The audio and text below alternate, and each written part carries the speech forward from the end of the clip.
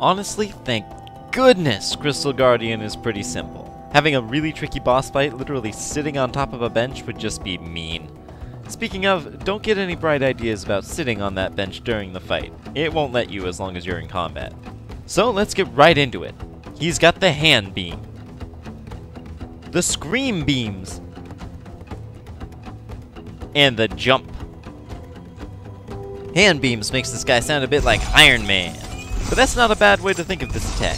The Crystal Guardian will target the knight's position pretty much anywhere but behind him, and then fire after a moment of charging. All of the beams in this guy's attacks will persist in their hitboxes for about half a second, so stay wary of them even after initially dodging. I'm going to jump ahead now and say that this is one of those bosses you want to fight by staying right up close to him and wailing on him with your nail. And as long as you're doing that, dodging this attack is super easy. All you have to do is either jump over behind him, or nail pogo on him for a second if things are tight. Either way, you definitely don't want to hang out in front of him for that long. The scream beams will make things a little complicated. After letting out a shout, 4 beams will begin targeting down from the ceiling. The angles and positioning of these beams is essentially random, but the angles will never be especially steep, and the beams will always target the floor and not the walls. On their own, the beams are telegraphed enough that sidestepping out of their way is super easy, but the other attacks from the Guardian tend to overlap slightly with them, which is what makes it a little tough. Since they're random, dodging them isn't really consistent, so all I can recommend if you're struggling is to take a break from attacking when he shouts so you can focus on dodging until the beams dissipate. Beyond that, it's just a matter of dodging his other attacks while being mindful of the scream beams. Finally, we have the jump. Literally just a jump, very similar to Hornets. The most interesting thing about this is that it is the Crystal Guardian's only mean of repositioning. Every other boss we fought so far has had either multiple mobile attacks or some other basic means of just moving around, but the Guardian never walks, runs, charges, or dashes. Be aware that the jump can target the knight, but of course usually won't.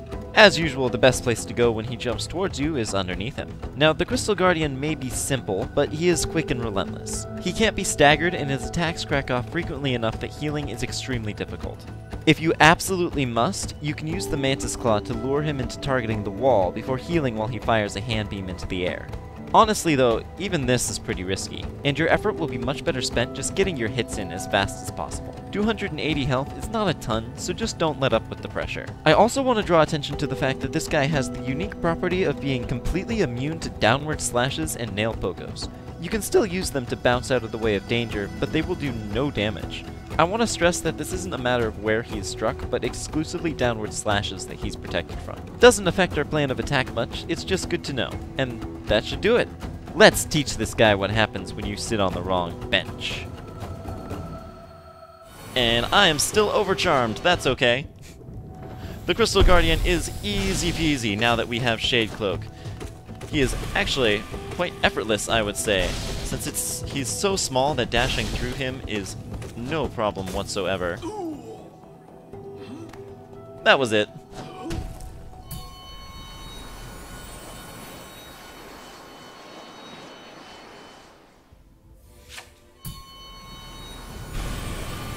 Ascended difficulty is going to be a little bit harder. Of course, he does double damage and now has 900 health. A fair bit for sure. I also want to draw attention to the fact that the arena now has some spikes at the top half of the stage, making it harder to draw his fire up above should you have wanted to do that. Not a huge deal, of course. It's also a much wider arena, but overall, nothing too much worth worrying about. We should be just about done there. And away with you.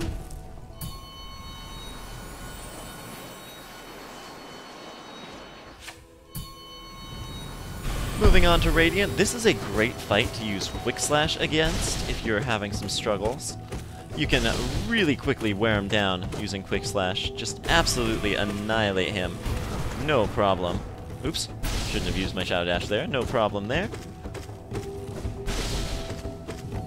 This guy is about as simple as things are gonna get for us.